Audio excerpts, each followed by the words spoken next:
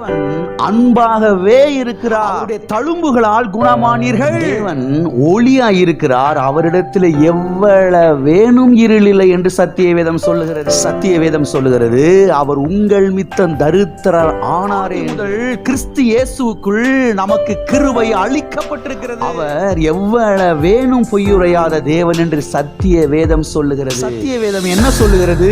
கிறிஸ்து நமக்காக சாபமானார் என்று சொல்லுகிறது. நன்மையான எந்த ஈவும் ஜோதிகளின் பிதாவிடத்திலிருந்து ஒவ்வொரு நாளும் இறங்கி வருகிறது என்று சத்திய வேதம் சொல்லுகிறது. நாம் கர்த்தருடைய வார்த்தைக்கு சொல்லுவோம், திருப்பிக் கொள்வோம். யோவான் எழுதின சுவிசேஷம் 1ஆம் அதிகாரம் 12வது வசனம். அவருடைய நாமத்தின் மேல் விசுவாசம் உள்ளவர்களாய் அவரை ஏற்றுக்கொண்டவர்கள் எத்தனை பேர்களோ அத்தனை பேர்களும் தேவனுடைய பிள்ளைகளாகும்படி அவர்களுக்கு அதிகாரம் கொடுத்தார். அவருடைய நாமத்தின் மேல் விசுவாசம் உள்ளவர்களாய். யாருடைய நாமத்தின் மேல் விசுவாசம் உள்ளவர்களாய்? இயேசுவின் நாமத்தின் மேல் விசுவாசம் உள்ளவர்களாய். இயேசுவை ஏற்றுக்கொண்டவர்கள் எத்தனை பேர்களோ? யாரை ஏற்றுக்கொண்டவர்கள்? இயேசுவை ஏற்றுக்கொண்டவர்கள் அத்தனை பேர்களும் தேவனுடைய பிள்ளைகள் என்று சத்தியவேதம் சொல்கிறது. ஒரு மனுஷன் தேவனுடைய பிள்ளையாய் மாறுவதற்கு ஒரு 15 மெழுகுத்திரி வாங்கி பொருத்தணும் அப்படின்னு சத்தியவேதம் போதிக்கலை. அல்லது இயேசுநாதர் ஃபோட்டோவுக்கு முன்னால் வந்து ஒரு 2 படி உப்பு வாங்கி கொட்டணும் அப்படின்னு சத்தியவேதம் போதிக்கலை. அல்லது இயேசுநாதர் ஃபோட்டோவை கொண்டு வந்து மாட்டி விட்டு பூ வாங்கி போடணும், மாலை வாங்கி போடணும் அப்படின்னு சத்தியவேதம் என்ன செய்யலை, சொல்லலை. பாருங்கள், தேவனுடைய பிள்ளையாய் மாறுவதற்கு, பாருங்கள், தேவனுடைய பிள்ளையாய் தேவனுடைய குடும்பத்தில் பிறப்பதற்கு ஒன்றை தான் செய்யணும். என்ன செய்யணும்? இயேசுவின் நாமத்தின் மேல் விசுவாசம் வைக்க வேண்டும். இயேசுவை ஆண்டவராய் ஏற்றுக்கொள்ள வேண்டும். இயேசு கிறிஸ்துவை உள்ளத்திலே அழைக்க வேண்டும். இயேசுவை எனக்கா கல்வாரி சிலுவையிலே மரித்தீர், அடக்கம் பண்ணப்பட்டீர், 3ஆம் நாள் உயிர் தெழுந்தீர் ஆண்டவரே, இன்றைக்கும் ஜீவிக்கிறீர் ஆண்டவரே, என்னுடைய பாவத்துக்காக தண்டிக்கப்பட்டீர், என்னுடைய வியாதிகளை ஏற்றுக்கொண்டீர், என்னுடைய தரித்திரத்தை ஏற்றுக்கொண்டீர், என்னுடைய சாபங்களை ஏற்றுக்கொண்டீர், என்னுடைய தீமைகளை ஏற்றுக்கொண்டீர், எல்லா பாடுகளை எனக்காக நீர் பட்டீர் ஆண்டவரே. உம்மை ஆண்டவர் என்று நான் விசுவாசிக்கிறேன். என் வாயினாலே நீரை என் ஆண்டவர் என்று நான் அறிக்கையிடுகிற ஆண்டவரே. கர்த்தாவே, என்னுடைய பாவங்களை மன்னியும், என்னுடைய அக்கிரமங்களை மன்னியும், என்னுடைய மீறல்களை மன்னியும், என்னுடைய குற்றங்களை குறைகளை மன்னியும் ஆண்டவர் என்று அழைப்பு கொடுக்கும் பொழுது தேவன் அற்புத விதமாய் ஆவியிலே ஒரு மறுபிறப்பை என்ன செய்கிறார்? ஏற்படுத்துகிறார், உண்டாக்குகிறார். இவ்விதமாய்த்தான் ஒரு மனுஷன் ஒரு மனுஷி தேவனுடைய குடும்பத்திலே தேவனுடைய பிள்ளை என்ன செய்கிறார்கள்? பிறக்கிறார்கள். மாம்சத்தில் ஏதோ ஒரு காரியத்தை செய்கிறதுனால கிடையாது. ஏதோ இந்த ட்ரெஸ்ஸை கழட்டி மாட்டி தூக்கி போட்டுட்டு வேற ஒரு ட்ரெஸ்ஸை மாட்டிக்கிட்டதுனால ஒன்றும் ஆக போகிறது கிடையாது. உள்ளே ஆவியிலே மாற்றங்கள் என்ன செய்ய வேண்டியது, ஏற்பட வேண்டியது அவசியமாக இருக்கிறது. உள்ளே ஆவியிலே எப்பொழுது மாற்றம் ஏற்படும்? இயேசு கிறிஸ்துவை ஆண்டவராய் ஏற்றுக்கொள்ளும் பொழுது. ஆகவே ஆண்டவராய் இயேசு கிறிஸ்துவை ஏற்றுக்கொள்ளாதவர்கள் இந்த காலவேளையில் இருப்பேன் என்று சொன்னால், ஆண்டவராய் இயேசு கிறிஸ்துவை உங்களுடைய சொந்த இரட்சகராக, உங்களுடைய மீட்பராக, உங்களுடைய ஆண்டவராக, உங்களுடைய தேவனாக உங்களுடைய உள்ளத்தில் இல்லத்தில் ஏற்றுக்கொள்ளுங்கள். ஏற்றுக்கொள்ளும் பொழுது நீங்கள் தேவனுடைய குடும்பத்தில் தேவனுக்கு பிறக்கிறீர்கள். தேவனுடைய ஆசீர்வாதத்துக்கெல்லாம் நீங்கள் சொந்தக்காரர்களாய் மாறுகிறீர்கள். தேவனுடைய ஆசீர்வாதத்துக்கெல்லாம் சுதந்திரவாளிகளாக, தேவனுடைய ஆசீர்வாதத்துக்கெல்லாம் நீங்கள் பங்காளிகளாக, தேவனுடைய ஆசீர்வாதத்துக்கெல்லாம் நீங்கள் வாரிசுதாரர்களாய் மாறுகிறீர்கள். எல்லா ஆசீர்வாதங்களுடைய வாழ்க்கையில் வந்து பலிக்க ஆரம்பிக்கிறது. கல்வாரி சிலுவையில் ஆண்டவராய் இயேசு கிறிஸ்து சம்பாதித்து வைத்திருக்கிற எல்லா ஆசீர்வாதங்களும் உங்களுடைய வாழ்க்கையில குடும்பத்தில் வந்து பலிக்க ஆரம்பிக்கிறது. ஆகவே உங்களுடைய நல்வாழ்வுக்காக ஆண்டவராய் இயேசு கிறிஸ்துவை ஏற்றுக்கொள்ளாதவர்கள் ஆண்டவராய் இயேசு கிறிஸ்துவை ஏற்றுக்கொள்ளுங்கள். வாசிப்போம். 2 பேதுரு 1ஆம் அதிகாரம் 2வது வசனம், 3வது வசனம், 4வது வசனம். தேவனையும் நம்முடைய கர்த்தராகிய இயேசுவையும் அறிகிற அறிவினால் உங்களுக்கு கிருபையும் சமாதானமும் பெருக கடவது. தம்முடைய மகிமையினாலும் காருண்யத்தினாலும் நம்மை அழைத்தவரை அறிகிற அறிவினாலே ஜீவனுக்கும் தேவ பக்திக்கும் வேண்டிய யாவற்றையும் அவருடைய திவ்ய வல்லமையானது நமக்கு தந்த அருளினதுமன்றி இச்சையினால் உலகத்தில் உண்டான கேட்டுக்கு தப்பி திவ்ய சுபாவத்துக்கு பங்குள்ளவர்களாகும் பொருட்டு மகா மேன்மையும் அருமையுமான வாக்குத்தத்தங்களும் அவைகளினாலே நமக்கு அளிக்கப்பட்டு இருக்கிறது. கடந்த 6 வாரங்களாக redemption from the curse of poverty, வறுமையின் சாபத்திலிருந்து விடுதலை, வறுமையின் சாபத்திலிருந்து மீட்பு என்கிற இந்த சத்தியத்தை நாம் ஞாயிற்றுக்கிழமை காலை ஆராதனைகளிலே நாம் தியானித்து கொண்டு வருகிறோம், பார்த்து கொண்டு வருகிறோம். இதிலே இப்பொழுது இந்த போதனையின் முதல் பகுதியை நாம் பார்த்து கொண்டு வருகிறோம். இந்த போதனையின் முதல் பகுதி என்னவென்று சொன்னால், நாம் எல்லாவற்றையும் எவ்வாறு பெற்றுக்கொள்ளுகிறோம், நாம் எல்லாவற்றையும் எவ்வாறு பெற்றுக்கொள்ளுகிறோம் என்பதை பார்த்து கொண்டு வருகிறோம். சரி, நாம் எல்லாவற்றையும் எவ்வாறு பெற்றுக்கொள்ளுகிறோம்? தேவனை அறிகிற அறிவினாலே எல்லாவற்றையும் நாம் பெற்றுக்கொள்கிறோம். மொட்டியை போட்டு தேய்க்கிறனால கிடையாது, குடலை சுருக்கிறனால கிடையாது, 41 நாள் உபவாசம் போட்டு அப்படியே தவிக்கிறதுனால கிடையாது. தேவனை அறிகிற அறிவினாலே, தேவனை அறிகிற அறிவின் மூலமாக எல்லா நன்மைகளையும் எல்லா ஆசீர்வாதங்களையும் நாம் என்ன செய்து கொள்கிறோம்? பெற்றுக்கொள்கிறோம். ஆமென். இதில் அநேக காரியங்களை நாம் பார்த்தோம். கடந்த 3 வாரங்களாக நாம் எதை பார்த்து கொண்டு வருகிறோம் என்று சொன்னால், தேவன் ஐஸ்வர்ய சம்பனராக இருக்கிறது மட்டுமல்ல, அவருடைய பிள்ளைகள், அவருடைய ஜனங்களும் இந்த பூமியிலே அவருக்காக ஐஸ்வர்யவான்களாக இருக்க வேண்டும் என்று அவர் விரும்புகிறார் என்பதை குறித்து நாம் பார்த்து கொண்டு வருகிறோம். இதிலே ஆபிரகாமுடைய வாழ்க்கை குறித்து நாம் பார்த்தோம், ஈசாக்கின் வாழ்க்கை குறித்து நாம் பார்த்தோம், யாக்கோபின் வாழ்க்கை குறித்து நாம் பார்த்தோம், இஸ்ரவேல் ஜனங்களுடைய வாழ்க்கை குறித்து நாம் பார்த்தோம், தாவீதின் வாழ்க்கை குறித்து நாம் பார்த்தோம், சாலமோனின் வாழ்க்கை குறித்து நாம் பார்த்தோம். பாருங்க, இவர்கள் எல்லாருடைய வாழ்க்கையிலையும் கர்த்தர் தம்முடைய ஐஸ்வர்யத்தை என்ன செய்தார்? பலிக்க செய்தார், விளங்க பண்ணினார். தேவனோடு அவர்கள் கோஆபரேட் பண்ணினார்கள், தேவனுடைய வார்த்தைக்கு கீழ்ப்படிந்து நடந்தார்கள், தேவனுடைய திட்டத்துக்கு ஏற்றார் போல் அவர்கள் தங்களை பாருங்கள் திருப்பி கொண்டார்கள். ஆகவே அவருடைய வாழ்க்கையில் தேவனுடைய ஆசீர்வாதங்கள் வந்து என்ன செய்ய ஆரம்பித்தது? பலிக்க ஆரம்பித்தது. ஆகவே நம்முடைய வாழ்க்கையிலும் தேவனுடைய ஆசீர்வாதங்கள் வந்து பலிக்க வேண்டும் என்று சொன்னால் தேவனோடு என்ன செய்ய வேண்டும்? இசைந்து செல்ல வேண்டும். இசைந்து செல்லும் பொழுது பாருங்க, ஆசீர்வாதங்கள் நம்முடைய வாழ்க்கையில் வந்து என்ன செய்ய ஆரம்பிக்கும்? பலிக்க ஆரம்பிக்கும். ஆமென். ஓகே, இதை தொடர்ந்து இன்னும் சில காரியங்களை இன்றைக்கு தொடர்ந்து நாம் பார்க்க போகிறோம். நாம் எல்லா ஆசீர்வாதங்களையும் எவ்வாறு பெற்றுக்கொள்கிறோம்? தேவனை அறிகிற அறிவினாலே. ஆமென். ஓகே, ஏழாவதாக யோசபாத்தை குறித்து இன்றைக்கு நாம் பார்க்க போகிறோம். திருப்பிக் கொள்வோம். 2 நாளாகமம் 17ஆம் அதிகாரம் 3ஆம் வசனம் முதல் 6வது வசனம் வரைக்கும். கர்த்தர் யோசபாத்தோடே இருந்தார். அவன் பாகால்களை தேடாமல் தன் தகப்பனாகிய தாவீது முன்னாட்களில் நடந்த வழிகளில் நடந்து தன் தகப்பனுடைய தேவனை தேடி இஸ்ரவேலுடைய செய்கையின்படி நடவாமல் அவருடைய கற்பனைகளின்படி நடந்து கொண்டான். ஆகையால் கர்த்தர் அவன் கைகளில் ராஜ்யபாரத்தை திடப்படுத்தினார். யூதா கோத்திரத்தார் எல்லாரும் யோசபாத்துக்கு காணிக்கைகளை கொண்டு வந்தார்கள். அவனுக்கு ஐஸ்வர்யமும் கனமும் மிகுதியாய் இருந்தது. அவனுக்கு ஐஸ்வர்யமும் கனமும் மிகுதியாய் இருந்தது. கர்த்தருடைய வழிகளில் அவன் இருதயம் உற்சாகம் கொண்டது. அவன் மேடைகளையும் விக்கிரக தோப்புகளையும் யூதாவை விட்டு அகற்றினான்.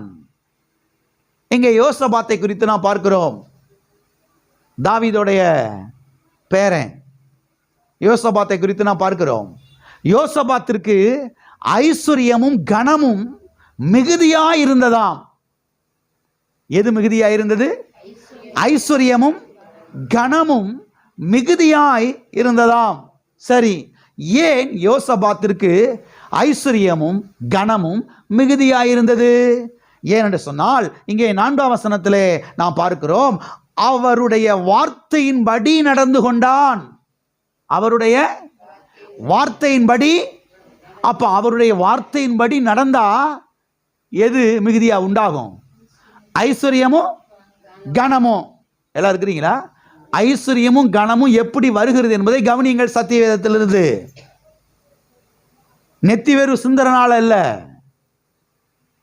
உழைக்கிறதுனால இல்ல, அவருடைய வார்த்தையின்படி நடக்கும் பொழுது ஐஸ்வர்யமும் கனமும் மிகுதியா என்ன செய்கிறது? உண்டாகிறது. 6ஆம் வசனத்தில் நாம் பார்க்கிறோம், கர்த்தருடைய வழிகளில் அவன் இருதயம் உற்சாகம் கொண்டது. கர்த்தருடைய வழிகளில் அவன் இருதயம் என்ன செய்தது? உற்சாகம். கர்த்தருடைய வழியில போகணும், கர்த்தருக்கு பிரியமா நடக்கணும், கர்த்தருக்கு பிரியமா வாழணும், உகந்த வாழ்க்கை வாழணும். ஊர்ல இருக்கிற மாதிரியே வாழக்கூடாது, ஊர்ல இருக்கிற ஆள் மாதிரியே பேசக்கூடாது, ஊர்ல இருக்கிற ஆட்கள் மாதிரியே என்ன செய்யக்கூடாது, அந்த வழியில போகக்கூடாது. கர்த்தருக்கு எந்த வழி உகந்த வழியோ அந்த வழியில தான் நான் போகணும். கர்த்தருக்கு எந்த வழி பிரியமோ அந்த வழியில தான் நான் போகணும். ஆமே. கர்த்தருடைய வழிகளில் நடப்பதற்கு அவன் இருதயம் என்ன செய்ததாம்? உற்சாகம் கொண்டதாம். அப்ப எல்லா ஆசீர்வாதங்கள் எப்படி வருகிறது? தேவனை அறிகிற அறிவின் மூலமாக, அவருடைய வார்த்தைக்கு கீழ்ப்படிந்து நடப்பதன் மூலமாக, அவருக்கு பிரியமாய் வாழ்வதன் மூலமாக. நான் சொல்லுகிறேன், இந்த கால வேளையிலே கர்த்தருடைய வழிகளில் நடப்பதற்கு தீர்மானம் எடுங்கள். ஊர்ல இருக்கவங்க மாதிரியே வாழணும், அவங்க மாதிரியே பேசணும், அவங்க மாதிரியே என்ன செய்யணும், ஒழிச்சு கட்டிருங்க. அவங்க வேற, நீங்க வேற. கர்த்தர் உங்களை வேறு பிரித்திருக்கிறார், இந்த உலகத்திலிருந்து பிரித்தெடுத்திருக்கிறார். நீங்கள் தேவனுடைய ராஜ்யத்துக்குள்ளே இருக்கிறீர்கள், நீங்கள் தேவனுடைய பிள்ளைகளாக இருக்கிறீர்கள். ஆமென். நீங்கள் தேவனுடைய பிள்ளைகளாக இருக்கிறீர்கள். ஆகவே மற்றவங்க மாதிரியே வாழணும், மற்றவங்க மாதிரியே செயல்படணும், மற்றவங்க மாதிரியே பேசணும், மற்றவங்க மாதிரியே விட்டுறணும். தேவன் இதை விரும்புகிறார். தேவனுக்கு உகந்த வாழ்க்கை, தேவனுக்கு பிரியமான வாழ்க்கை, அவருடைய வார்த்தைக்கு கீழ்ப்படிந்து நடக்கணும். கர்த்தர் எதெல்லாம் சொல்றாரோ அதற்கு நான் கீழ்ப்படிஞ்சு என்ன செய்ய போறேன்? மக்கள் பாருங்க, ஐஸ்வர்யம் மட்டும் வேணும், மதிப்பு மரியாதை மட்டும் வேணும், ஆனால் கீழ்ப்படிஞ்சு என்ன செய்ய மாட்டேன் நான். மக்கள் எப்படி இருக்காங்க பாருங்க இன்னைக்கு. நான் எதுவும் செய்ய மாட்டேன், கர்த்தருக்கு உரிய தசம காணிக்க கூட என்ன செய்ய மாட்டேன், நான் கொடுக்க மாட்டேன், அவரை கனம் பண்ண மாட்டேன். ஆனால் வானத்தை திறந்து பொத்து பொத்துன்னு கட்டி ஆண்டவர் எனக்கு போட்டுறணும். வானத்துக்கு கிழிச்சு என்ன செய்யணும்? ஆண்டவர் கட்டிக்கிட்டே பொத்து பொத்துன்னு போட்டுறணும். அப்படி வீடு நிறைஞ்சிடணும். நான் தசமம் பார்த்து கர்த்தருக்கு என்ன செய்ய மாட்டேன், கொடுக்க மாட்டேன், கர்த்தருக்கு கீழ்ப்படிய மாட்டேன், நான் சபைக்கு வர மாட்டேன், நான் ஆராதனைக்கு வர மாட்டேன், கர்த்தரை துதிக்க மாட்டேன், வேதத்தை வாசிக்க மாட்டேன், நேரத்தை ஒதுக்கி நல்லா அந்நிய பாஷையில் நிறைஞ்சு ஜெபிக்க மாட்டேன், கர்த்தருக்கு பிரியமான வழியில் நடக்க மாட்டேன். ஆனால் நான் போய் அப்படி ஜெபம் பண்ண உடனே என்ன செஞ்சிடணும்? அப்படி வீட்டை விட்டு வெளியில் தெரிஞ்சவொடனே அப்படி இருக்கணும், அப்படி தூக்கிட்டு உள்ள வந்துடணும். மக்கள் எப்படி இருக்கிறாங்க பாருங்க. அவனுடைய இருதயம் கர்த்தருடைய வழிகளில் நடப்பதற்கு உற்சாகம் கொண்டது. அந்த உற்சாகம் குறையவே கூடாது, அந்த உற்சாகம் குறையவே கூடாது. சபைக்கு ஓடி வரணும் வாஞ்சையா, விட்டுறக்கூடாது. இன்னைக்கு ஆராதனைய, இன்னைக்கு பிரசங்கத்தை விட்டுறக்கூடாது. நாளைக்கு சேர்த்து கேட்டுக்குருவோம். எப்படி ஆசீர்வாதம் வரும், எப்படி ஐஸ்வர்யம் வரும், எப்படி மதிப்பு மரியாதை உண்டாகும், எப்படி காரியங்கள் வாய்க்கும், எல்லாம் யோசி இருக்கிறீங்களா? அப்புறம் பார்த்துக்கலாம். அப்புறம் முதல்ல கல்யாண வீட்டுக்கு போயிடுவோம், முதல்ல போய் கடாக்கறி அடிச்சுட்டு வந்துடுவோம், அப்புறம் சபையெல்லாம் பார்ப்போம். பையன் என்ன அமைதியாக இருக்கிறீங்க? மைண்டில் ஃபுல்லும் கெடாக்கறி தான் இருக்குது. சபைக்கு வந்து ஆராதனை முடிச்சுட்டு வசனத்தை கேட்டு அப்புறம் கெடாக்கறியை போய் என்ன செய்யலாம்? சாப்பிட முதல்ல அங்கே போயிடணும். வார வாரம் சபைக்கு போகிற, இந்த ஒரு வாரம் இங்கே வந்தாதான் என்னவா அப்படின்னு கூப்பிட்றதுக்கு 100 அங்கே ரெடியாக இருக்கிறா. 100 பேர் ரெடியா? பிசாசு பேசுகிறான், நான் வச்சுக்கோங்க. பிசாசு பேசுகிறான். பிசாசு 2 கொம்பு வச்சுக்கிட்டு, ஒரு பெரிய வாழை வச்சுக்கிட்டு, 2 பல்ல அப்படி நீட்டிக்கிட்டு, கருத்த உருவமாக வந்து அப்படின்னு பேச மாட்டான். அப்படி பேச நீங்கள் என்ன செஞ்சுருவீங்க? விளக்கமாறு கொண்டு ஒரே அடி அடித்து பற்றி விட்டுருவீங்க. ஆனால் அப்படி அவன் பேச மாட்டான். யாராவது ஒரு மனுஷன் மூலமாக தான் பேசுவான், யாராவது ஒரு மனுஷன் மூலமாக தான் பேசுவான். சபைக்கு போக வேணாம், வசனத்தை வாசிக்க வேணாம், ஜெபம் பண்ண வேணாம், கர்த்தரை தேட வேணாம், கர்த்தருக்கு பிரியமா வாழ வேணாம். எப்படி பேசுறான் பாருங்க பிசாசு. அப்பாலை போ சாத்தானே, முதலாவது தேவனுடைய ராஜ்யத்தை அவருடைய நீதியும் தேடுங்கள். முதலாவது கர்த்தரை நான் தேட போறேன், அவருடைய வார்த்தையை தேட போறேன், அவருக்கு பிரியமா வாழ போறேன், அவருக்கு உகந்த வாழ்க்கை வாழ போறேன். அவ்வளவுதான். இன்னைக்கு மனுஷன் இருப்பான், நாளைக்கு இருக்க மாட்டான். உன்னை நான் பிரியப்படுத்திட்டு இருக்க முடியாது. எனக்காக ஜீவனை கொடுத்த கர்த்தர், கல்வாரி சிலுவையிலே ரத்தத்தை சிந்தின கர்த்தர், எனக்காக எல்லா காயங்களை எல்லா அடிகளையும் பெற்ற கர்த்தர், நான் அவருக்காக வாழ போறேன். மொத இடம் கர்த்தருக்கு தான். இப்படி வரும் பொழுதுதான் ஐஸ்வர்யங்கள் வந்து பலிக்கிறது என்பதை தெரிந்து கொள்ளுங்கள். ஆமா, ஐஸ்வர்யம் சும்மா வந்துடாது. இப்படி கர்த்தரை தேடணும், கர்த்தருடைய வார்த்தையின்படி நடக்க தீர்மானிக்கணும். கர்த்தர் சொல்ற பிரகாரம் வாழ போறேன். கர்த்தர் இப்படி சொல்லியிருக்கிறாரு, நான் இப்படி வாழ போறேன். கர்த்தர் சொல்லியிருக்கிறாரு, நான் இப்படி வாழ மாட்டேன். கர்த்தர் சொல்லியிருக்கிறாரு, நான் இப்படி பேச மாட்டேன். கர்த்தர் சொல்லியிருக்கிறாரு, நான் இப்படி என்ன செய்ய போறேன், இருக்க போறேன். அப்படி வாழ்க்கை கர்த்தருடைய வார்த்தை கேட்டார் போல அமைத்துக் கொள்ள வேண்டும். அதுல தீவிரமா இருக்கணும். கர்த்தருடைய வழிகளில் நடப்பதற்கு உற்சாகம் கொள்ள வேண்டும். ஆமென். அப்படி வரும் பொழுதுதான் நெய் பொழிய ஆரம்பிக்கும். ஆமென். உமது பாதைகளில் நெய் பொழிகிறது. இப்போ கர்த்தருடைய பாதையில் நாம் போகும்போது நம்முடைய பாதையிலையும் நம்முடைய வாழ்க்கையில என்ன செய்ய நெய் பொழியும். கர்த்தர் போய்கிட்டு இருக்க வழி ஒன்று, நாம் போய்கிட்டு இருக்கிற வழினா மழை கூட பெய்யாது, நெய்யும் பொழியாது, மழையும் பெய்யாது, ஒன்றும் கிடைக்காது. எல்லாம் இருக்கிறீங்களா? தீர்மானம் எடுங்கள், சரியான தீர்மானம் எடுங்கள். வாழ்க்கையில் கர்த்தருக்கு பிரியமாக வாழ போகிறேன், ஆராதனைக்கு ஓடி வர போகிறேன், பிரசங்கத்தை கேட்க போகிறேன், கர்த்தருடைய வார்த்தைக்கு கீழ்ப்படிய போகிறேன், நேரம் கிடைச்சா வேதத்தை எடுத்து உட்காந்து வாசிக்க போகிறேன், 1 மணி நேரம் 2 மணி நேரம் வாசிக்க போகிறேன், அந்நிய பாஷையில் நிறைஞ்சு ஜெபிக்க போகிறேன், கர்த்தரை நல்லா ஆராதிக்க போகிறேன், பாடல் புஸ்தகத்தை எடுத்து வச்சு 10-15 பாடல் எடுத்து திரும்ப திரும்ப பாடி கர்த்தருக்குள்ள நான் உற்சாகம் கொள்ள போகிறேன், கர்த்தருக்குள் நான் மகிழ்ச்சி அடைய போகிறேன். கர்த்தருக்குள் மகிழ்ச்சியாக இருப்பதே நம்முடைய பலன். ஆமென். கர்த்தருக்குள் மகிழ்ச்சியாக இருப்பதே நம்முடைய பலன். ஆகவே இப்படி வரும் பொழுதுதான் ஐஸ்வர்யங்கள் என்ன செய்ய ஆரம்பிக்கிறது? வர ஆரம்பிக்கிறது. ஆகவே எல்லா ஆசீர்வாதங்களும் எவ்வாறு வருகிறது என்று சொன்னால், தேவனை அறிகிற அறிவினாலே என்ன செய்கிறது? வருகிறது. எனவே நேரத்தையும் காலத்தையும் தேவனை அறிகிற அறிவுக்காக என்ன செய்யப்பட வேண்டும்? செலவிடப்பட வேண்டும். அப்படி செலவிடுத்தீர்கள் என்று சொன்னால் வாழ்ந்திருப்பீர்கள். ஆமென். இந்த நேரம் பணம் பணம் பணம் பணம், பொருள் பொருள் பொருள் பொருள், சொத்து சொத்து, இப்படி இந்த சபையில் பிரசங்கம் பண்ணவே மாட்டோம். இப்படிப்பட்ட கிறுக்குத்தனத்தில் என்ன செய்ய மாட்டோம் நாங்கள்? இங்கே இப்படிப்பட்ட முட்டாள்தனத்தில் இந்த சபையில் பிரசங்கம் பண்ணவே மாட்டோம். இந்த நேரம் பணம் பணம் பணம் பணம், பொருள் பொருள் பொருள் பொருள் கிடையாது. தேவனை அறிகிற அறிவு, தேவனை அறிகிற அறிவை குறித்து அதிகமாய் பிரசங்கிப்போம். இந்த அறிவை நீங்கள் பெற்றுக்கொள்வீர்கள் என்று சொன்னால் ஆட்டோமேட்டிக்காக பணம் வர ஆரம்பிக்கும், ஆட்டோமேட்டிக்காக ஐஸ்வர்யங்கள் என்ன செய்ய ஆரம்பிக்கும்? வர ஆரம்பிக்கும், பொருள்கள் வர ஆரம்பிக்கும். ஆமென். ஆகவே தேவனை அறிகிற அறிவை என்ன செய்யுங்கள்? வாஞ்சியுங்கள். பக்கத்தில் கைப்பிடி சொல்லுங்க, தேவனை அறிகிற அறிவை வாஞ்சியுங்கள். ஐஸ்வர்யங்கள் வந்து பலிக்க ஆரம்பிக்கும், ஆசீர்வாதங்கள் வந்து பலிக்க ஆரம்பிக்கும். ஆமென். ஓகே, 8வதாக யோபுவின் வாழ்க்கை குறித்து நாம் பார்ப்போம்.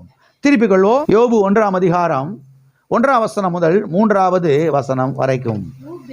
ஊஸ் தேசத்தில் யோபு என்னும் பேர் கொண்ட ஒரு மனுஷன் இருந்தான். எத்தனை மனுஷன்? எத்தனை மனுஷன்? ஒரு மனுஷனா 2 மனுஷனா? நீங்க இனிமேல் பைபிள் வாசிக்கும் போது, இனிமேல் ஆதியாகமத்திலிருந்து வெளிப்படுத்தின சுவிசேஷம் வரைக்கும் எங்கெல்லாம் ஒரு மனுஷன் ஒரு மனுஷன் ஒரு மனுஷன் ஒரு மனுஷன் வருதோ அதெல்லாம் என்ன செய்யுங்க? அப்படியே ரவுண்டு போட்டு என்ன செய்யுங்க? நோட்ஸ் பண்ண ஆரம்பிச்சிருங்க. எல்லாம் இருக்கிறீங்களா? மனோவா என்கிற ஒரு மனுஷன் இருந்தான். இப்படி வாசிக்கலாம் நீங்க பல இடங்கள்ல. ஒரு மனுஷன் இருந்தான், ஒரு மனுஷன் இருந்தான், ஒரு மனுஷன் இருந்தான் என்ற திசையில நீங்க வாசிக்கலாம். இப்படி அந்த இடத்துல நீங்க வாசித்தீங்கன்னா அங்க முக்கியமாய் சில அற்புதமான காரியங்கள் நடப்பதை உங்களால் என்ன செய்ய முடியும்? அங்க பார்க்க முடியும், வாசிக்க முடியும். வாசிப்போம். ஒரு மனுஷன் இருந்தான், அந்த மனுஷன் உத்தமனும் சன்மார்க்கனும் தேவனுக்கு பயந்து பொல்லாப்புக்கு விலகுகிறவனுமாயிருந்தான். அவனுக்கு 7 குமாரரும் 3 குமாரத்திகளும் பிறந்தார்கள். அவனுக்கு 7000 ஆடுகளும் 3000 ஒட்டகங்களும் 500 ஏர் மாடுகளும் 500 கழுதைகளும் ஆகிய மிருக ஜீவன்கள் இருந்ததும் அன்றி திரளான பணிவிடைக்காரரும் இருந்தார்கள். அதனாலே அந்த மனுஷன் கிழக்கத்தி புத்திரர் எல்லாரிலும் பெரியவனாயிருந்தான். எப்படிப்பட்டவனாயிருந்தான்? பெரியவனாயிருந்தானா சின்னவனா இருந்தானா? பெரியவனாயிருந்தான். ஆமென்.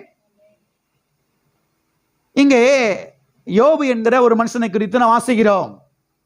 இந்த யோபுவுக்கு எவ்வளவு சொத்துக்கள் இருந்தது என்று இங்கே பட்டியலிடப்பட்டிருக்கிறது. யோபுக்கு உண்டாயிருந்த ஆசீர்வாதங்களை குறித்து இங்கே நாம் வாசிக்கிறோம். 7000 ஆடுகள். எத்தனை ஆயிரம் ஆடு? ஒரு ஆடோடைய ரேட் இன்னைக்கு எவ்வளவு? 15,000 ரூபா. உங்களுக்கு தெரியுமா? கெடா குட்டினா 18,000 ரூபா, பொட்டை குட்டினா 14,000 ரூபா, 15,000 ரூபா குறைச்சி தர மாட்டேங்கிறான். 7000 ஆடு கணக்கு போட்டு பாருங்க எத்தனை லட்சம் ஆகுதுன்னு. 3000 ஒட்டகங்கள். எத்தனை ஒட்டகங்கள்? ஒரு ஒட்டகம் வந்து 7 லட்சம் ரூபாயா? எத்தனை லட்சம்? 3000 ஒட்டகம் எவ்வளோ ஆச்சு? கணக்கு போட்டு பாருங்க. 200 ஏறு மாடுகள்.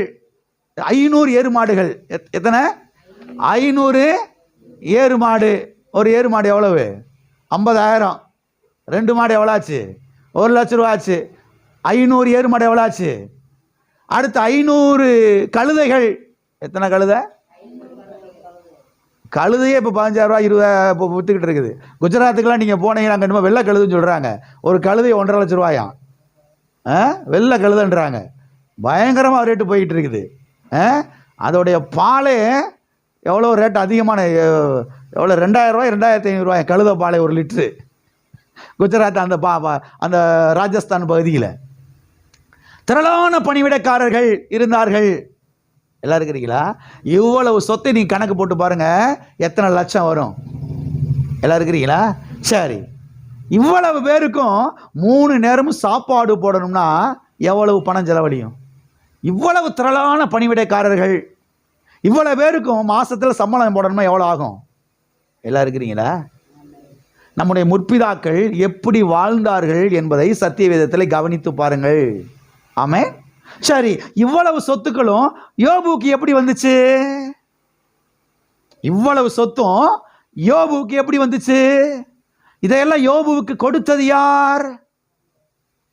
வாசிப்போம். யோபு 1ஆம் அதிகாரம் 10வது வசனம். நீர் அவனையும் அவன் வீட்டையும் அவனுக்கு உண்டான எல்லாவற்றையும் சுற்றி வேலி அடைக்கவில்லையோ? அவன் கைகளின் கிரியையை ஆசீர்வதித்தீர். அவனுடைய சம்பத்து தேசத்தில் பெருகிற்று. அவன் கைகளின் கிரியைகளை என்ன செய்தீர்? ஆசீர்வதித்தீர். ஆமே. நீ கையிட்டு செய்யும் வேலைகளை எல்லாம் நான் ஆசீர்வதிப்பேன் என்று உபாகமம் 28ஆம் அதிகாரத்தில் வாசிக்கிறோம்.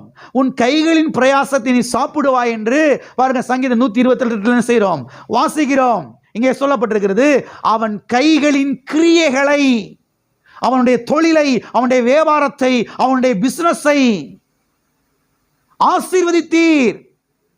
அவன் சம்பத்து, அவன் சொத்து தேசத்திலே என்ன செய்தது? பெருகிற்றா குறுகிற்றா?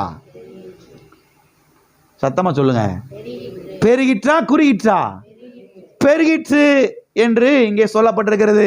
சத்தியவேதத்திலே பார்க்கிறோம், கர்த்தரின் ஆசீர்வாதமே ஐஸ்வர்யத்தை தரும். எது ஐஸ்வர்யத்தை தரும்? கர்த்தரின் ஆசீர்வாதம். எது? தாத்தாவுடைய ஆசீர்வாதம் இல்லை, அப்பத்தாவுடைய ஆசீர்வாதம் இல்லை. இருக்குது, அதுவும் இருக்கு, கொஞ்சம் இருக்குது. ஆனா கர்த்தருடைய ஆசீர்வாதம் தான் என்ன செய்யுது? ஐஸ்வர்யத்தை தருகிறது. சரி, விஷயத்துக்கு வருவோம். இங்கே சொல்லப்பட்டிருக்கிறது, நீர் அவனை ஆசீர்வதித்ததினால். இப்ப 1ஆம் அதிகாரத்தில் இங்க 3ஆம் வசனத்தில் வாசித்தோம், இவ்வளவு எருமாடு, இவ்வளவு ஆடு மாடு கழுத ஒட்டகம் இதெல்லாம் இவ்வளவு சொத்து இருக்குது. இவ்வளவு சொத்து இவனுக்கு எப்படி வந்துச்சு? இங்கே சொல்லப்பட்டிருக்கிறது, நீர் அவனை ஆசீர்வதித்ததினால். எல்லாம் சொல்லுங்க, நீர் அவனை ஆசீர்வதித்ததினால். அப்ப யோபுவுக்கு இவ்வளவு சொத்துக்கள், இவ்வளவு ஐஸ்வர்யங்கள், இவ்வளவு ஆடு மாடுகள், இவ்வளவு ஏறு மாடுகள், ஒட்டகங்கள், கழுதைகள், எல்லா வேலைக்காரர்களும் எப்படி வந்தார்கள்? கர்த்தர் யோபுவை ஆசீர்வதித்ததினால். எல்லாம் இருக்கிறீங்களா? ஆசீர்வதித்ததினால். ஆமென். எனவே இங்க நீங்கள் ஆழமாய் கவனிக்க வேண்டிய ஒரு விஷயம் என்ன தெரியுமா? இந்த வார்த்தையை சொல்றது யார் தெரியுமா? நீர் அவனை ஆசீர்வதித்ததினால், அவன் கைகளின் கிரியையை ஆசீர்வதித்ததினால் அவன் சம்பத்து தேசத்தில் என்ன செய்தது? இதை சொன்னது யார் தெரியுமா? சாத்தான். கிறிஸ்தவ விசுவாசிகளே, கிறிஸ்தவ ஊழியக்காரர்களே, ஆழமாய் கவனியுங்கள். இதை சொன்னது யாரு? சாத்தான் சொல்லுகிறான். இப்ப நான் என்ன சொல்ல வர்றேன்னா, சாத்தானுக்கு விளங்கினது அநேக ஊழியக்காரனுக்கு விளங்கல. சாத்தானுக்கு விளங்கினது அநேக கிறிஸ்தவ விசுவாசிகளுக்கு விளங்கல. எல்லா சொத்துக்களும் எல்லா ஐஸ்வர்யங்களும் எப்படி வருகிறது? ஒரு மனிதனை கர்த்தர் ஆசீர்வதிக்கிறதுனாலே தான் வருகிறது. ஆமென். சாத்தானுக்கு விளங்கினது இப்ப யாருக்கு விளங்கணும்? ஒவ்வொரு கிறிஸ்தவ விசுவாசிக்கு விளங்கணும். சாத்தானுக்கு புரிஞ்சது ஒவ்வொரு கிறிஸ்தவ ஊழியக்காரருக்கு என்ன செய்யணும்? விளங்கணும். என்ன செய்யணும்? விளங்கணும். இவ்வளவு சொத்தும் ஆண்டவர் யோபுக்கு எப்படி வந்துச்சு? ஆண்டவரே, நீர் ஆசீர்வதிக்காமலையா?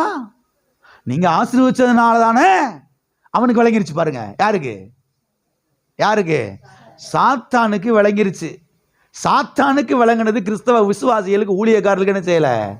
விளங்கல. எனவே முன்னோர்கள் எப்படி வாழ்ந்தார்கள் என்பதை கவனியுங்கள். முன்னோர்கள் பிச்சைக்காரர்களாய் வாழவில்லை, ஓட்டாண்டிகளாய் வாழவில்லை, சீமான்களாய் வாழ்ந்தார்கள், செல்வந்தர்களாய் வாழ்ந்தார்கள், ஐஸ்வர்யவான்களாய் வாழ்ந்தார்கள். எனவே தேவன் ஐஸ்வர்ய சம்பனராய் இருக்கிறது மட்டுமல்ல, அவருடைய ஜனங்களும் இந்த பூமியிலே ஐஸ்வர்யவான்களாய் இருக்க வேண்டும் என்று யார் விரும்புகிறார்? தேவன் விரும்புகிறார். ஆமென். எல்லா கரங்களை வைத்து சொல்லுவோம், நான் இந்த பூமியிலே அவருக்காக, அவருடைய திட்டத்துக்காக, அவருடைய நோக்கத்துக்காக, அவருடைய நாம மகிமைக்காக ஐஸ்வர்யவானாய் இருப்பது தேவனுடைய விருப்பமாய் இருக்கிறது. தேவனே, உம்முடைய விருப்பம் பரமண்டலத்திலே செய்யப்படுகிறது போல பூலோகத்திலே, என்னுடைய வாழ்க்கையிலே, என்னுடைய குடும்பத்திலே செய்யப்படுவதாக. ஆமென்.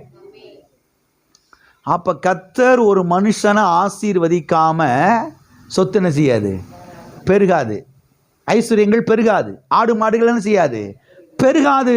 அப்ப எல்லா ஆசீர்வாதங்களும் எப்படி வருகிறது? எல்லா ஐஸ்வர்யங்களும் எப்படி வருகிறது? தேவன் ஒரு மனிதனை ஆசீர்வதிப்பதன் மூலமாக. அப்ப கர்த்தர் யார் என்பதை நீங்கள் புரிந்து கொள்ளுங்கள். கர்த்தர் யார் என்பதை நீங்கள் அறிந்து கொள்ளுங்கள். கர்த்தர் யார் என்பதை சத்தியவேதத்திலிருந்து கற்றுக்கொள்ளுங்கள்.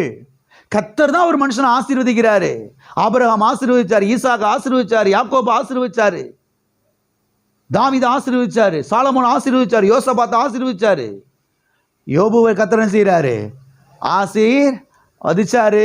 அதனால அது எல்லாம் என்ன செஞ்சுச்சு? பெருகுச்சு. நான் சொல்கிறேன், சத்தியவேதம் சொல்லுகிறது, எபேசியர் 1:3 சொல்லுகிறது, தேவன் கிறிஸ்துவுக்குள் சகலவிதமான ஆசீர்வாதத்தினாலும் நம்மை என்ன செய்திருக்கிறார்? ஆசீர்வதித்திருக்கிறார். இதை நம்பணும், இதை விசுவாசிக்கணும். இதை என்ன செய்யணும்? விசுவாசிக்கணும். எல்லா கரங்களை வைத்து சொல்லுவோம், தேவன் கிறிஸ்துவுக்குள் என்னை சகல ஆசீர்வாதத்தினாலும் ஆசீர்வதித்திருக்கிறார். ஆமென். ஆசீர்வதித்திருக்கிறார். அப்ப தேவனை குறித்த ஒரு அறிவு, தேவனை குறித்த ஒரு வெளிச்சம், தேவனை குறித்த உயர்ந்த ஒரு படம் உள்ளத்துல வர வர வர வர பாருங்க, ஆசீர்வாதங்கள் பெருகிக் கொண்டே போகிறது, ஐஸ்வர்யங்கள் பெருகிக் கொண்டே போகிறது, சொத்துக்கள் பெருகிக் கொண்டே போகிறது. தேவனுடைய நாமம் என்ன செய்ய ஆரம்பிக்கிறது? மகிமைப்பட ஆரம்பிக்கிறது. ஆமென். இதுவரைக்கும் எத்தனை கிளியர் ஆச்சு? ஓகே, இன்னும் நிறைய பார்க்கலாம். பழைய ஏற்பாட்டில் இன்னும் நிறைய பார்க்கலாம், இன்னும் நிறைய நபர்களை பார்க்கலாம். போதும், இவ்வளவு தாராளமாக போதும். ஓகே, இன்னைக்கு புதிய ஏற்பாட்டில் கொஞ்சம் பார்க்க ஆரம்பிப்போம். புதிய ஏற்பாட்டிலே சில உதாரணங்களை சத்தியவேதத்தில் நாம் பார்க்கலாம். அதற்கு முன்பதாக ஒரு வசனத்தை நாம் வாசிப்போம். சங்கீதம் 35:27. என் நீதி விளங்க விரும்புகிறவர்கள் கெம்பீரித்து மகிழ்ந்து தமது ஊழியக்காரருடைய சுகத்தை விரும்புகிற கர்த்தருக்கு மகிமை உண்டாவதாக என்று எப்பொழுதும் சொல்ல கடவர்கள். இங்கே நாம் பார்க்கிறோம், தமது ஊழியக்காரருடைய சுகத்தை விரும்புகிற கர்த்தருக்கு மகிமை உண்டாவதாக என்று எப்பொழுதும் சொல்ல கடவர்கள். எதை விரும்புகிற கர்த்தர்? சுகத்தை விரும்புகிற கர்த்தர். கர்த்தர் எதை விரும்புகிறாரு? கர்த்தர் எதை விரும்புகிறாரு? நீங்க சுகமா இருக்கிறத விரும்புகிறாரு. ரைட்.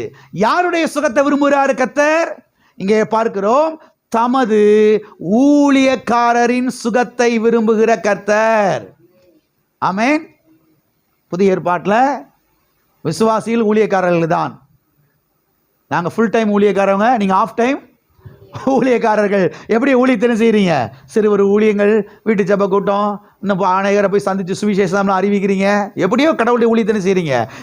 ஏதோ ஒரு விதத்தில் நீங்கள் செய்கிறீங்க. அதனால் கர்த்தர் என்ன சொல்கிறாரு?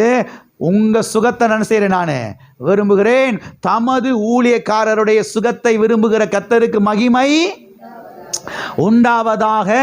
எல்லா கரங்களுக்கு சொல்லுவோம், கர்த்தர் என்னுடைய சுகத்தை விரும்புகிறார், எனவே அவருக்கு மகிமை உண்டாவதாக. ஆமென். இந்த வசனம் நியூ கிங் ஜேம்ஸ் வெர்சன் என்கிற ஒரு ஆங்கில மொழிபெயர்ப்பில் எப்படி வந்திருக்கிறது என்று சொன்னால், தம்முடைய ஊழியக்காரரின் செழிப்பை விரும்புகிற கர்த்தருக்கு மகிமை உண்டாவதாக என்று வந்திருக்கிறது. தமிழில் சுகம் போட்டாங்க, ஆனால் ஆங்கிலத்தில் எப்படி வந்திருக்கிறது? ப்ராஸ்பரிட்டி என்று வந்திருக்கிறது. செழிப்பை விரும்புகிற கர்த்தருக்கு என்று எழுதப்பட்டிருக்கிறது. இந்த வசனம் பொது மொழிபெயர்ப்பில் எப்படி வந்திருக்கிறது என்று சொன்னால், அவர் தம்முடைய அடியாரின் நல்வாழ்வை விரும்புகிறார். அவர் தம்முடைய அடியாரின் நல்வாழ்வை காண விரும்புகிறார், அவருக்கு மகிமை உண்டாவதாக என்று மொழிபெயர்க்கப்பட்டிருக்கிறது. நல்வாழ்வை விரும்புகிறார். உங்களுடைய நல்வாழ்வை கர்த்தர் என்ன செய்கிறார்? விரும்புகிறார். உங்களுடைய செழிப்பை கர்த்தர் விரும்புகிறார். உங்களுடைய சுகத்தை கர்த்தர் என்ன செய்கிறார்?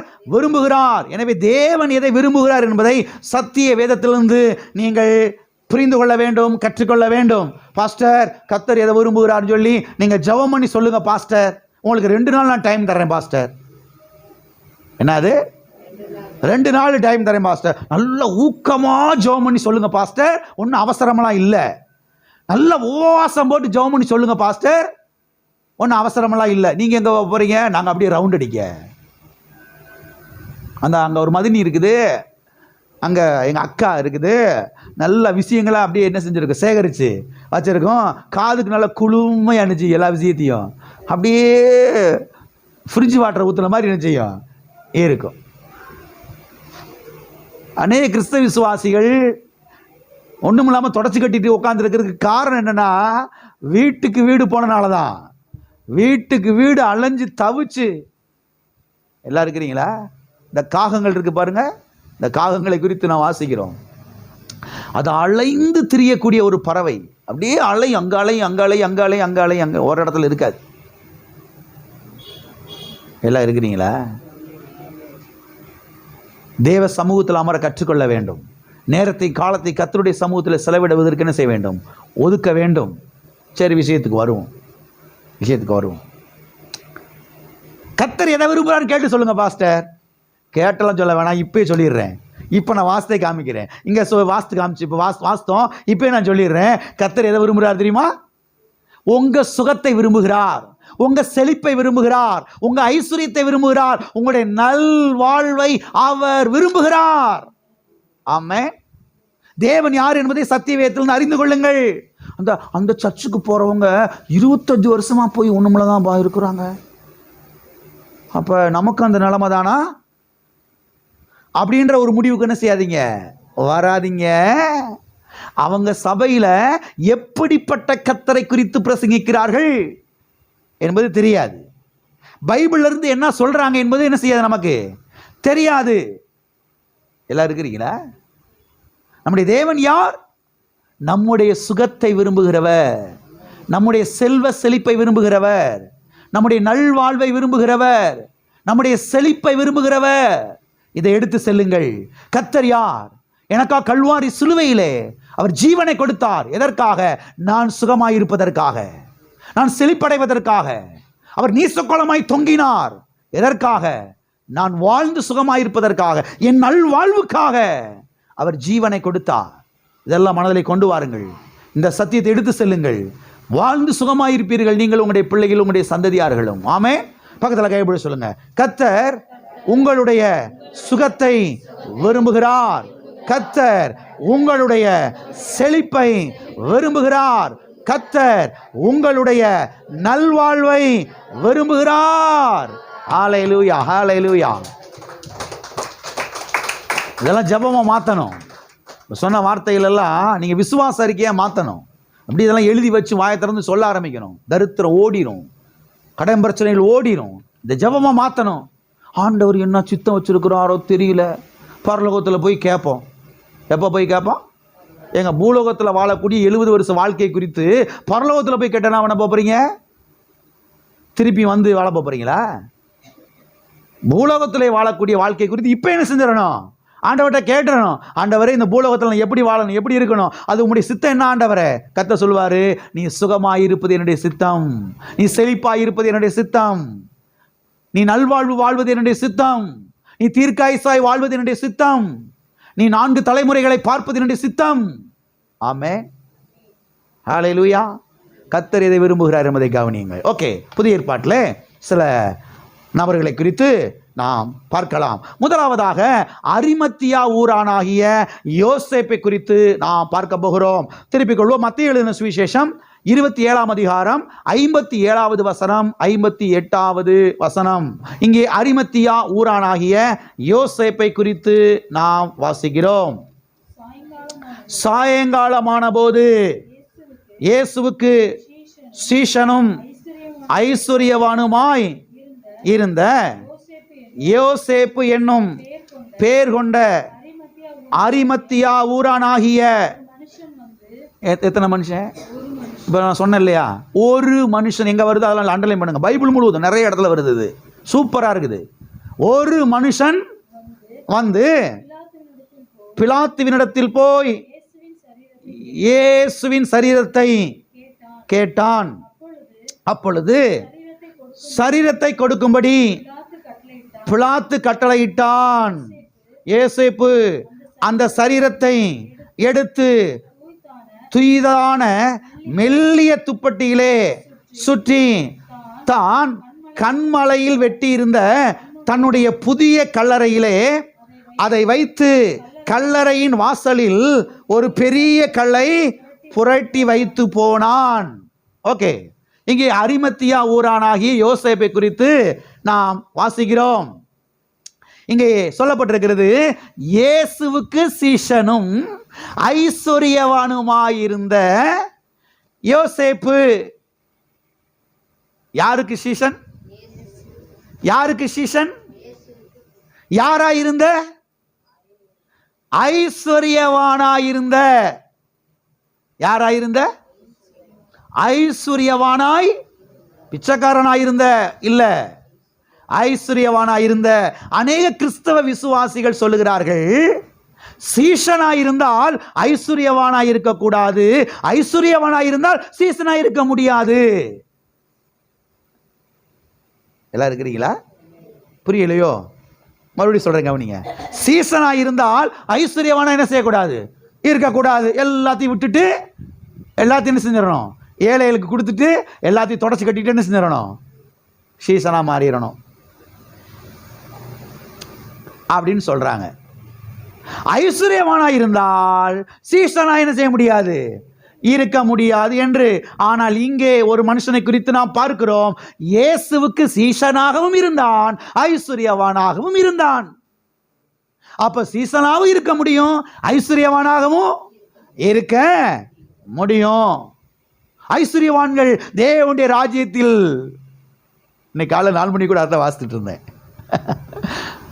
பிரவேசிப்பது எவ்வளவு அரிதாக இருக்கிறது. உடனே பக்கத்தில் சொல்லப்பட்டிருக்கிறது, இது மனுஷனால் கூடாததுதான், தேவனால இது கூடாததல்ல, தேவனால எல்லாம் கூடும். ஐஸ்வர்யவான்களை தேவனுடைய ராஜ்யத்துக்குள்ள கொண்டு வர வைக்க அவரால் முடியும். ஆமென். இங்கே அரிமத்தியா ஊரானாகிய யோசேப்பை குறித்து நான் வாசிக்கிறோம். இயேசுவுக்கு சீஷனும். யாருக்கு சீஷன்? இயேசுவுக்கு சீஷனும் ஐஸ்வர்யவானுமாயிருந்த அரிமத்தியா ஊரானாகிய யோசேப்பு என்று எழுதப்பட்டிருக்கிறது. எனவே ஐஸ்வர்யவான்கள் சீசராகவும் இருக்க முடியும், சீசர்கள் ஐஸ்வர்யவான்களாகவும் இருக்க முடியும். சரி, விஷயத்துக்கு வருவோம். இந்த யோசபாத்துக்கு இவ்வளவு ஐஸ்வர்யத்தை கொடுத்தது யாரு? கர்த்தரா சாத்தானா? சரி, யோபுக்கு இவ்வளவு சொத்துக்களையும் ஐஸ்வர்யத்தையும் கொடுத்தது யாரு? சாத்தானா கர்த்தரா? சாத்தானே சொல்லிட்டான். ஆண்டவர், நீங்க ஆசீர்வச்சனாலதான் பெருகிருச்சு. ஆண்டவரை நீங்க ஆசீர்வதிக்கிற மாத்திரம் நிறுத்துங்க, என்ன நடக்குதுன்னு பார்ப்போம். அப்போ அவனுக்கு விளங்கிருச்சு, கர்த்தர் ஆசீர்வதிக்கிறதுனால தான் என்ன செய்யுது? பெருகிக்கிட்டே போகுது சொத்து யோபுக்கு. ஆமே. இங்க அரிமத்தியா ஊரான யோசேப்பை குறித்து பார்க்கிறோம். இயேசுவுக்கு சீசனும் ஐஸ்வர்யவானுமாயிருந்த, அப்ப இவ்வளவு ஐஸ்வர்யத்தையும் அரிமத்தியா ஊரானாகிய யோசேப்புக்கு கொடுத்தது யார்? கர்த்தரா சாத்தானா? கர்த்தர் என்பதை தெரிந்து கொள்ளுங்கள். கர்த்தர் யார் என்கிற அந்த சத்தியத்தை எடுத்துக்கொண்டு செல்லுங்கள், நீங்கள் வாழ்ந்து சுகமாயிருப்பீர்கள். ஆமென். ஒருத்தர் சொல்றாரு, அடியேனுக்கு 2 சட்டைகள், ஒன்று கொடியில் ஒன்று உடம்பில். கிறிஸ்தவ ஜனங்கள் சத்தியத்தை விட்டு விலகி தத்துவத்தை பிடித்து கொண்டு இன்றைக்கு உலகத்தில் நாம் பார்க்கிறோம். கிறிஸ்தவ ஜனங்கள் சத்தியத்தை பிடிக்கிறத விட்டுட்டாங்க, எதை பிடிச்சுக்கிட்டாங்க? அதனாலதான் தடுத்துறோம். சபைக்கு 25 வருஷம் போய் வாழவே இல்லை அவங்க. இப்படிப்பட்ட தத்துவங்களை என்ன செஞ்சுக்கிறது? இப்படிப்பட்ட குருட்டுத்தனமான கொள்கைகளை பிடிச்சி தொங்கிக்கிட்டு கிடக்கிறது. இப்படிப்பட்ட குருட்டுத்தனமான கொள்கைகளை பிடிச்சி என்ன செய்யறது? தொங்கிக்கிட்டு கிடக்கிறது. அப்புறம் எங்கிட்ட ஆசீர்வாதம் உண்டாகும், ஐஸ்வர்யம் உண்டாகும்? சத்தியத்தை பாருங்க விட்டு விட்டு ஜனங்கள் தத்துவத்தை பிடித்து கொண்டதுனாலே தான் அநேகர் பாருங்க இன்றைக்கு வாழ வேண்டிய அளவுக்கு என்ன செய்யல, வாழல. நான் சொல்லுகிறேன், இன்றைக்கு தத்துவங்களை பிடித்துக் கொள்ளாதீர்கள். தத்துவத்தில் தூக்கி ஓரத்தில் போட்டுருங்க. தத்துவம் நமக்கு தேவையில்லை. நமக்கு எதுதான் முக்கியம்? சத்தியம் தான் முக்கியம், வார்த்தை தான் முக்கியம். சத்தியத்தை பிடித்துக் கொள்ளுங்கள், வார்த்தையை பிடித்துக் கொள்ளுங்கள். சத்திய வேதம் சொல்லுகிறது, பிலிப்பியர் எழுதின நிருபம் 2ஆம் அதிகாரத்தில் சொல்லப்பட்டிருக்கிறது, ஜீவ வசனத்தை பிடித்துக் கொண்டு உலகத்திலே சுடர்களை போல பிரகாசிக்கிற நீங்கள். இந்த உலகத்துல சுடர்களை போல நீங்க பிரகாசிக்கணுமா, ஒளி வீசணுமா, நல்லா இருக்கணுமா? தத்துவத்தை பிடிக்க கூடாது, ஜீவ வசனத்தை என்ன செய்யணும்? பிடிக்கணும். பக்கத்தில் கைப்பிடி சொல்லுங்க, ஜீவ வசனத்தை பிடித்துக் கொள்ளுங்கள், தத்துவத்தை தூக்கி எறியுங்கள், தத்துவங்களை உதறி தள்ளுங்கள்.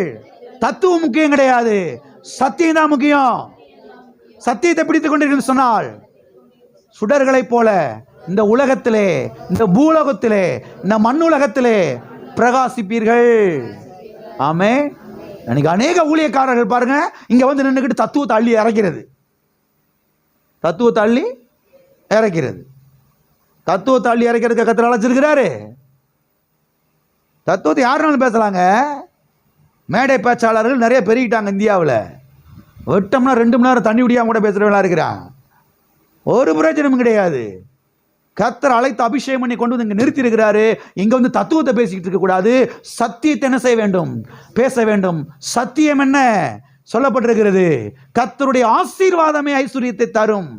கர்த்தர் ஆசீர்வதித்ததினால் அவன் சம்பத்து தேசத்திலே பெருகிற்று. கர்த்தர் ஆபிரகாமை சகல காரியத்திலும் ஆசீர்வதித்து வந்தார். கர்த்தர் ஆசீர்வதித்ததினால் அந்த வருஷத்திலே ஈசாக்கு 100 மடங்கு செய்தான், பலனடைந்தான். ஆமென். எல்லாம் பாருங்க, சத்தியம். சத்தியத்தை பிடித்துக் கொள்ளுங்கள். சத்தியத்தை பிடித்துக் கொள்ளும் பொழுது குடும்பங்கள் தலை துவங்க ஆரம்பிக்கும். இன்னைக்கு ஒருவேளை சாதாரண நிலையில் நீங்கள் இருக்கலாம். இன்னைக்கு ஒருவேளை ஒரு கஞ்சியும் ஒரு தேங்காய் சிலையை வச்சு சாப்பிட்டுக்கிட்டு ஏதோ ஒரு சாதாரண ஒரு வாழ்க்கை நீங்கள் வாழலாம். நான் சொல்லுகிறேன், சத்தியத்தை பிடித்துக் கொண்டு சொன்னால் குடும்பங்கள் செழித்து தலை துவங்க ஆரம்பிக்கும். ஆமென். ஆகவே இங்கே அரிமத்தியா ஊரானாகிய யோசேப்பு அவன் கர்த்தருக்கு என்ன செய்கிறான்? சீஷனாகவும் இருக்கிறான், ஐஸ்வர்யவானாகவும் என்ன செய்கிறான்? இருக்கிறான் என்பதை குறித்து இங்கே நாம் பார்க்கிறோம். அது மாத்திரமல்ல, இந்த யோசேப்பு என்ன செய்தானாம்? இயேசுவின் சரீரத்தை வாங்கி கொண்டு போய் அங்கே அடக்கம் பண்ணினானாம். யார? இயேசுவின் சரீரத்தை எடுத்துக்கொண்டு போய் என்ன செய்தானாம்? அடக்கம் பண்ணினானாம். இதை குறித்து மார்க் எழுதின சுவிசேஷத்திலே நாம் வாசிக்கிறோம். மார்க் 15ஆம் அதிகாரத்திலே பாருங்க 43ஆம் வசனத்திலே நாம் வாசிக்கிறோம், கனம் பொருந்திய ஆலோசனைக்காரனும் அரிமத்தியா ஊரானும் தேவனுடைய ராஜ்யம் வர காத்திருந்தவனும் ஆகிய யோசேப்பு துணிந்து போய் என்ன செய்து? துணிந்து போய் இயேசுவின் சரீரத்தை கேட்டான். சாதாரண மனுஷன் பிலாத்துடைய அரமனை வாசல்ல கால வைக்க முடியாது. பிலாத்து அந்த தேசத்தினுடைய அதிபதி. சாதாரண ஆட்கள் உள்ள விட மாட்டாங்க, தூக்கி வெளியே போட்டுருவான். அப்பாயின்மெண்ட் வாங்கணும், அதுக்குன்னு சில அந்தஸ்துகளாக இருந்தது. உள்ள நுழையணும், அவர்கிட்ட பேசணும்னா. யோசேப்பு குறித்து இங்கே எழுதப்பட்டிருக்கிறது, அரிமத்தியா ஊரான யோசேப்பு துணிந்து உள்ள போய் அரண்மனைக்குள்ள போய் பிலாத்துட்ட பேசுறான். இயேசுவின் சரீரத்தை எடுத்து நான் அடக்கம் பண்றதுக்கு அனுமதி வேணும்னு சொல்லிட்டு. அவன் எழுதப்பட்டிருக்கிறது அனுமதி கொடுத்தான் என்று. யோசேப்பு கனம் பொருந்தியவனாய் இருந்தான், ஒரு ஐஸ்வர்யவானாய் இருந்தான், ஒரு செல்வாக்கு மிக்கவனாய் இருந்தான். எனவேதான் அந்த காரியத்தை அவனால் அன்னைக்கு செய்ய முடிஞ்சு. இல்லைனா இயேசுவின் சரீரத்தை அவ்வளவு மதிப்பு மரியாதையோடு அவ்வளவு வாசனை திரவியங்களோடு அன்னைக்கு என்ன செஞ்சிருக்க மாட்டாங்க, அடக்கம் பண்ணியிருக்க மாட்டாங்க, சும்மா போட்டு இருந்திருப்பாங்க. பணங்க, இவ்வளவு பணம் தேவை. எல்லாருக்கும் இருக்கிறீங்களா, போயிட்டீங்களா? தத்துவம் பேசலாம் இன்னும் ஒரு அப்படி இப்படின்ட்டு, எல்லாம் பணம் இருந்தால் தான் இப்படி காரியத்தை செய்ய முடியும். ஆகவே யோசேப்பு செல்வாக்கு மிக்கவனாக, ஒரு அந்தஸ்து உள்ளவனாக இருந்தபடினாலே தான் துணிந்து உள்ள போய் கேட்க முடிஞ்சு. அவன் என்ன செஞ்சான், கொடுத்தான். கொடுத்து அன்றைக்கு பாருங்க, இயேசு கிறிஸ்துவுக்கு ஒரு மதிப்போடு மரியாதையோடு அன்றைக்கு ஒரு அடக்கத்தினை செய்தான், அவன் செய்தான். ஆமென். ஆகவே யோசேப்பு கனம் பொருந்தியவனாய் இருந்தபடினாலே, அவன் ஆலோசனைக்காரனாய் இருந்தபடினாலே, அவன் ஐஸ்வர்யவானாய் இருந்தபடினாலே தான், அவன் செல்வாக்கு மிக்கவனாய் இருந்தபடினாலே தான் துணிந்து போய் இயேசுவின் சரீரத்தை அவன் கேட்டான். அதை பாருங்க எடுத்துக்கொண்டு வந்து அடக்கம் பண்ணினான். ஒரு ஏழைகள் போய் கேட்டிருந்தாங்கன்னு நினைச்சிருக்க மாட்டாங்க. ஏப்பா உனக்கே கஞ்சிக்கு வழி இல்லை, நீ எப்படி அடக்கம் பண்ணுவ? நாங்கள் கவர்மெண்ட் பார்த்துக்குறோம், போ கவர்மெண்ட் சார்பாக செஞ்சுக்கிறோம், நாங்கள் பார்த்துக்குறோம் சொல்லி அடித்து பற்றி விட்டுருப்பாங்க. வெளியே போன கழுத்தை பிடிச்சி தள்ளியிருப்பாங்க. யோசேப்பினால அவ்வளவு மதிப்பு மரியாதையோடு அன்றைக்கு அந்த காரியம் நடந்தது. எனவே புதிய ஏற்பாட்டிலேயும் கூட ஆண்டவராகிய இயேசு கிறிஸ்துவினுடைய பிள்ளைகள் அவர்கள் ஐஸ்வர்யவான்களாக இருந்தார்கள். ஆமே. பழைய ஏற்பாட்டில் மாத்திரம் இல்லைங்க, புதிய ஏற்பாட்டிலையும் பார்க்குறோம் இதெல்லாம். அரிமத்தியா ஊரானாகிய யோசேப்புக்கு இவ்வளவு ஐஸ்வர்யத்தை கொடுத்தது யாரு? பிசாசா கத்தரா? சொல்லுங்க, பிசாசா கத்தரா? கத்தர் என்பதை தெரிந்து கொள்ளுங்கள். அது மாத்திரமல்ல, ஒரு சரீரத்தை அடக்கம் பண்ணுவதற்கு எவ்வளவு பணம் தேவைப்பட்டிருக்கும் சொல்லுங்க. நீங்க சும்மா தூக்கி போட்டு வந்துட முடியுமா? போய் அது எவ்வளவு பணம் செலவழிக்கணும் பாருங்க. யூதர்கள் சாதாரணமாக சரீரத்தை அடக்கம் பண்ண மாட்டாங்க. வெள்ளை போலம், கரிய போலம், நலதைலம் இவைகள் எல்லாம் கொண்டு வந்து அந்த சரீரத்தில் அப்ளை பண்ணி பூசி பல மாதங்களுக்கு அந்த சரீரம் அழுகக்கூடாது என்பதற்காக இதெல்லாம் அவங்க போய் அப்ளை பண்ணி எல்லாம் செஞ்சு தான் அவங்க அவ்வளவு தூரம் அதை வந்து ஒரு சரீரத்தை வந்து அடக்கம் பண்ணுவார்கள். யோசேப்பு ஒரு ஐஸ்வர்யவான், எவ்வளவு அருமையாக அன்றைக்கு இயேசு கிறிஸ்துவினுடைய சரீரத்தை அவன் அடக்கம் பண்ணியிருப்பான் என்பதை நீங்கள் கவனியுங்கள். எனவே புதிய ஏற்பாட்டிலேயும் ஆண்டவருடைய பிள்ளைகள் ஐஸ்வர்யவான்களாக இருந்தார்கள் என்பதை நாம் சத்திய வேதத்தில் என்ன செய்ய வேண்டும்? கவனிக்க வேண்டும். எனவே கர்த்தர் எதை விரும்புகிறார் என்றால், நீங்கள் ஐஸ்வர்யவான்களாக இருக்க வேண்டும் என்று விரும்புகிறார். நீங்கள் மதிப்பு மிக்கவர்களாக இருக்க வேண்டும் என்று அவர் விரும்புகிறார். நீங்கள் செல்வாக்கு உள்ளவர்களாக இருக்க வேண்டும் என்று அவர் விரும்புகிறார். ஆமே.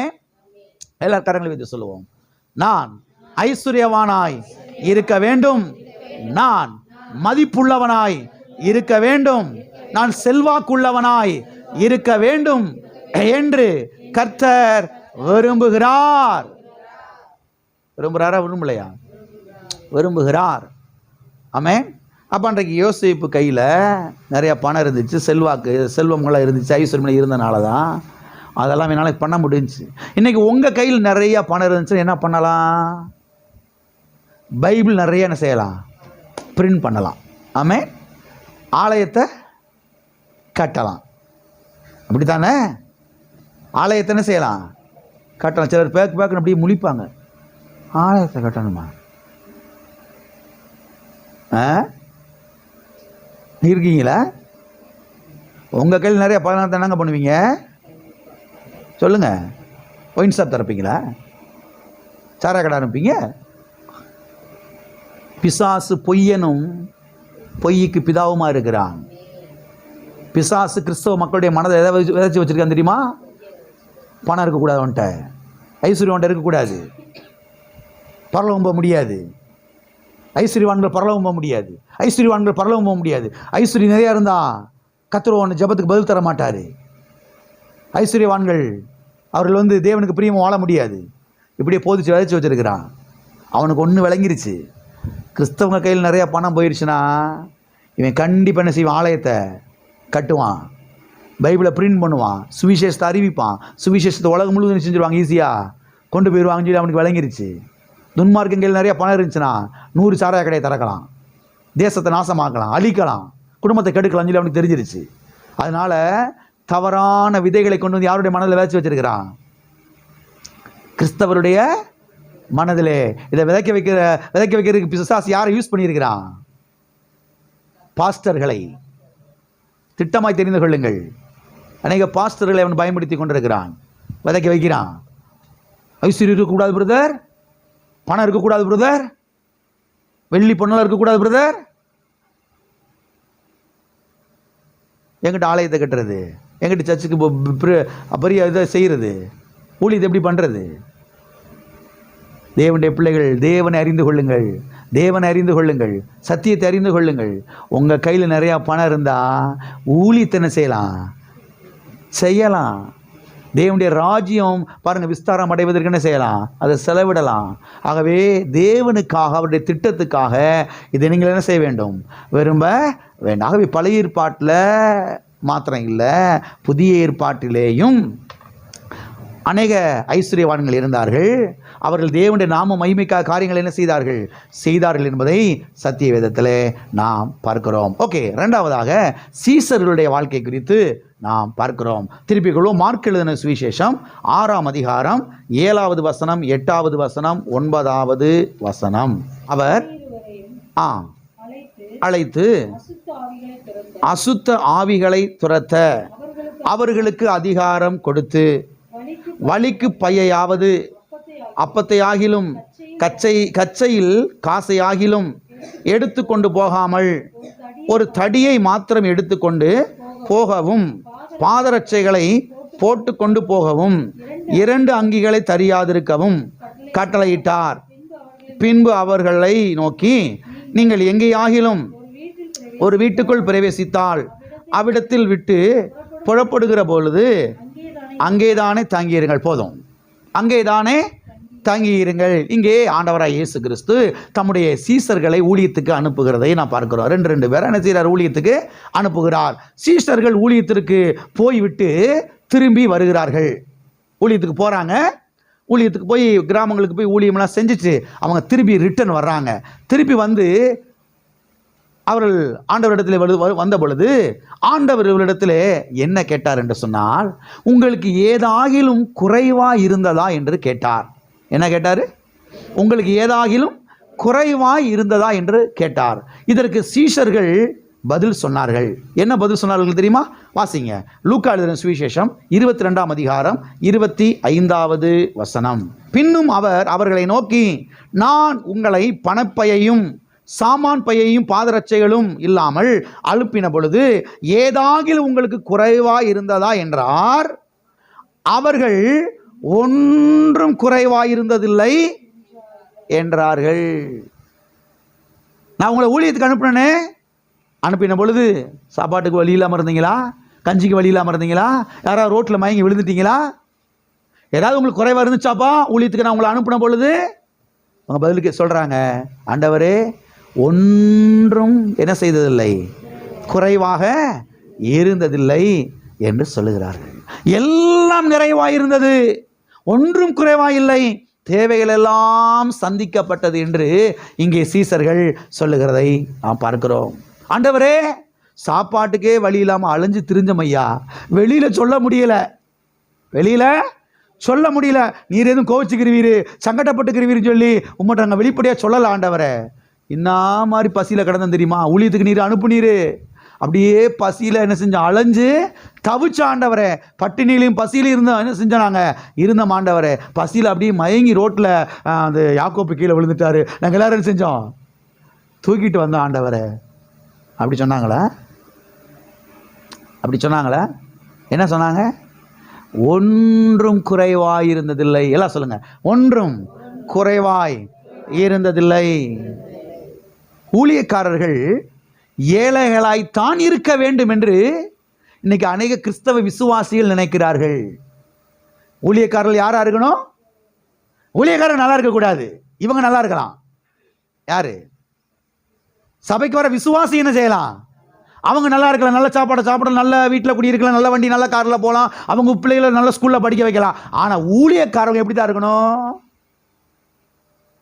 ஏழைகளாய்த்தான் இருக்க வேண்டும் என்று அநேக கிறிஸ்தவ விசுவாசிகள் என்ன செய்கிறார்கள்? நினைக்கிறார்கள் ஊழியக்காரர்கள் பீத்த செருப்பு தான் போடணும். ஊழியக்காரர் பிள்ளைங்க அந்த ஒரு கவர்மெண்ட் ஸ்கூலில், ஒரு சாதாரண ஸ்கூலில் என்ன செய்யணும்? இவங்க இப்போ என்ன செய்யலாம்? சிபிஎஸ் சிலபஸ்லாம் படிக்க வைக்கலாமா விசுவாசிங்க பிள்ளைங்க?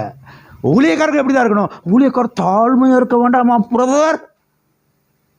என்ன பிரதர்? ஊழியக்காரர் கஞ்சிக்கு வழி இல்லாமல் பீத்த செருப்பையும் போட்டுக்கிட்டு பீத்த ட்ரெஸ்ஸையும் போட்டு இவர் இப்படி தான் இருக்கணுமா? சபைக்கு வர விசுவாசி என்ன செய்யலாமா? நல்லா விசுவாசி எப்படி போதிச்சு வச்சிருக்கிறா பார்த்தீங்களா? ஏப்பா ராஜா, கடவுளுடைய வார்த்தையை வாங்கி கொடுக்கக்கூடிய இந்த பாத்திரம் தான் முதல்ல நல்லா இருக்கும். இங்கிருந்து நீ வாங்கிக்கிற, வாங்குற நீயே நல்லா இருக்கும்போது வாங்குற ஆள் எப்படி இருப்பாரு? எல்லாம் இருக்கிறீங்களா? எண்ணங்கள் மாற வேண்டும். ஊழியக்காரர்கள் தரித்திரத்தில்தான் வாழணும் என்று அநேகர் நம்பிக்கொண்டிருக்கிறார்கள் அறிவீனமாக. இது முற்றிலும் சத்தியத்துக்கு புறமானது. இங்கே நான் பார்க்கிறோம், ஒன்றும் குறைவாக இருந்ததில்லை. அவருடைய ஊழியத்தை உண்மையா செஞ்சா கர்த்தர் எல்லா குறைவையும் நிறைவாக்குவார். ஆமென். உண்மையா ஊழியம் செஞ்சா கர்த்தர் என்ன செய்வாரு? என்ன செய்வாரு? நிறைவாக்குவார். எனவே அவர் ஐஸ்வர்ய சம்பனராக இருக்கிறது மாத்திரமல்ல, அவருடைய பிள்ளைகளும் இந்த பூமியில் என்ன செய்ய வேண்டும்?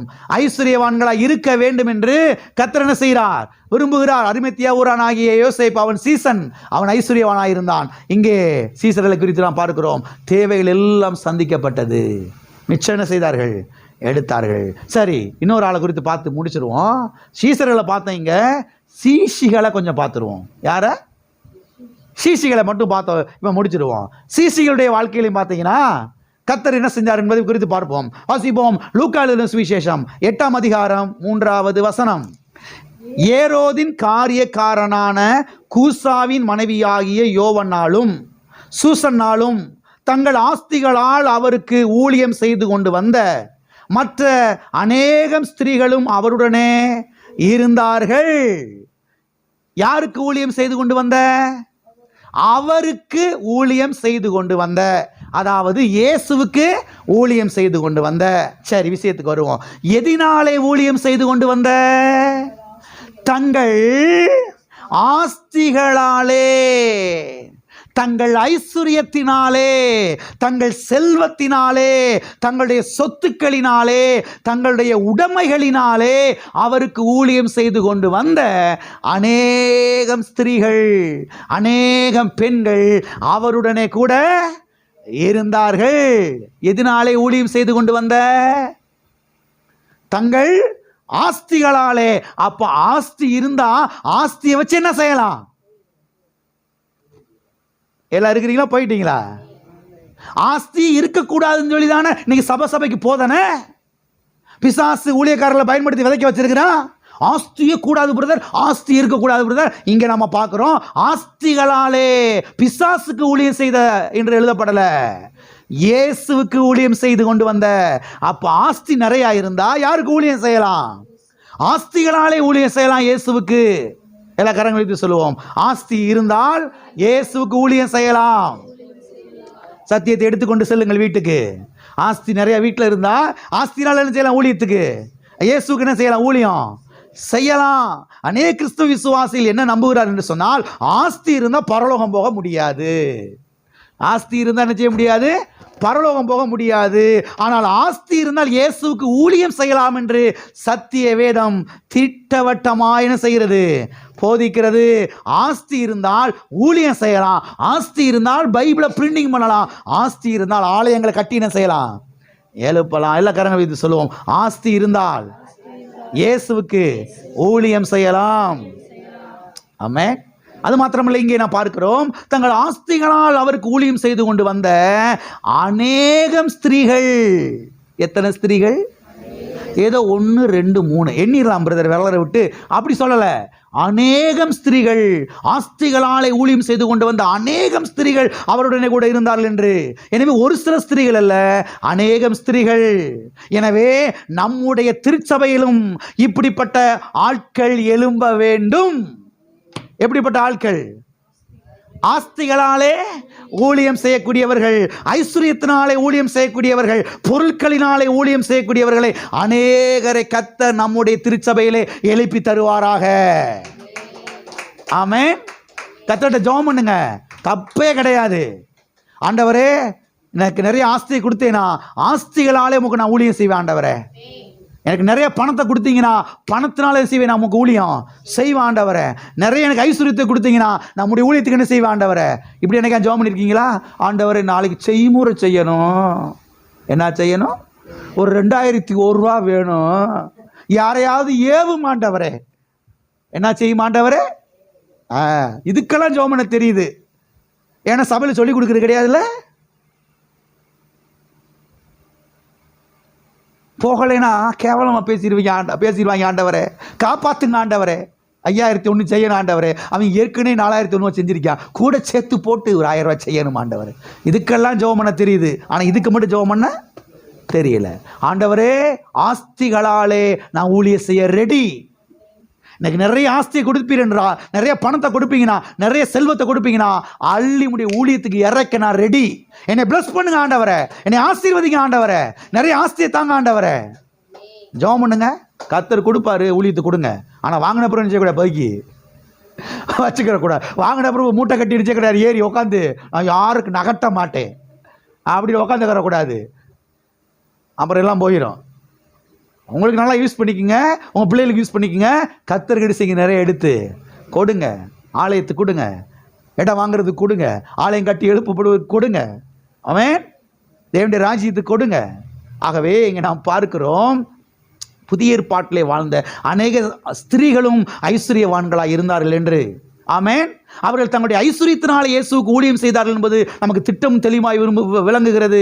எனவே நம்முடைய தேவன் ஐஸ்வர்ய சம்பனராக இருக்கிறது மட்டுமல்ல, அவருடைய பிள்ளைகளாகிய நாம் இந்த பூமியிலே ஐஸ்வர்யவான்களாக இருக்க வேண்டும் என்று கர்த்தர் விரும்புகிறார். ஆமென். எல்லா கண்களை மூடி நாம் ஜெபிப்போம். கர்த்தர் யார் என்பதை புரிந்து கொள்ளுங்கள். கர்த்தர் யார் என்பதை புரிந்து கொள்ளுங்கள். ஹல்லேலூயா, ஹல்லேலூயா. ஓ தேவனே, கர்த்தரோட ஜெபம் பண்ணுங்க. ஆண்டவரே நிறைய ஆஸ்தியை கொடுப்பீங்கன்னா உங்களுடைய ஊழியத்துக்கு நான் கொடுக்க ரெடி. உங்களுடைய ஊழியத்துக்கு நான் கொடுப்பேன் ஆண்டவரை. பதுக்கி வைக்க மாட்டேன். மூட்டையை கட்டி அது மேலே ஏறி உட்காந்து யாருக்கு நகட்டாமல் இருக்க மாட்டேன். ஊழியத்துக்கு அள்ளி இறப்பேன். ஊழியத்துக்கு கொடுப்பேன் ஆண்டவரை. ஊழியத்துக்கு நான் கொடுப்பேன் ஆண்டவரை. ஓ தேவனே, என்னை ஆசீர்வதியும், என்னை ஆசீர்வதியும் ஆண்டவரை. பண விஷயத்தில், பொருளாதார விஷயத்தில் என்னை ஆசீர்வதியும். உங்களுக்கு கொடுக்க ரெடி ஆண்டவரை. உண்மையாக ஜெபம் பண்ணுங்க, கர்த்தர் செய்வார். ஹல்லேலூயா, ஹல்லேலூயா. ஸ்தோத்திரம், ஸ்தோத்திரம். தகப்பனே, இயேசு நாமத்தில் உம்முடைய சமூகத்தில் வருகிறோம். ஆசீர்வதிக்கப்பட்ட இந்த வேலைக்காக நன்றி. ஓ தேவனை ஸ்தோத்தரிக்கிறோம், ஸ்தோத்தரிக்கிறோம்ப்பா. நீர் ஐஸ்வர்ய சம்பன்னர் ஆண்டவரே. கர்த்தாவை கல்வாரி சிலுவையின் மூலமாக உம்முடைய ஐஸ்வர்யங்களை எங்களுக்கு பண்டமாற்றம் செய்திருக்கிறீர். உம்முடைய ஐஸ்வர்யங்கள் பிள்ளையுடைய வாழ்க்கையில் வந்து பலிப்பதாக. எல்லா கடன் பிரச்சனைகள், இஎம்ஐ பிரச்சனைகள், எல்லா கந்துவட்டி பிரச்சனை, நகைக்கடன் பிரச்சனைகள், லோன் பிரச்சனைகள் மறைந்து போவதாக. பிள்ளைகள் வாழ்ந்து சுகித்திருப்பார்களாக. இந்த சத்தியங்களை மக்கள் பற்றி பிடித்துக் கொள்வார்களாக. அப்பா உடைய வார்த்தை பிள்ளைகளை வாழ வைக்கட்டும். இயேசு நாமத்தில் பிதாவே.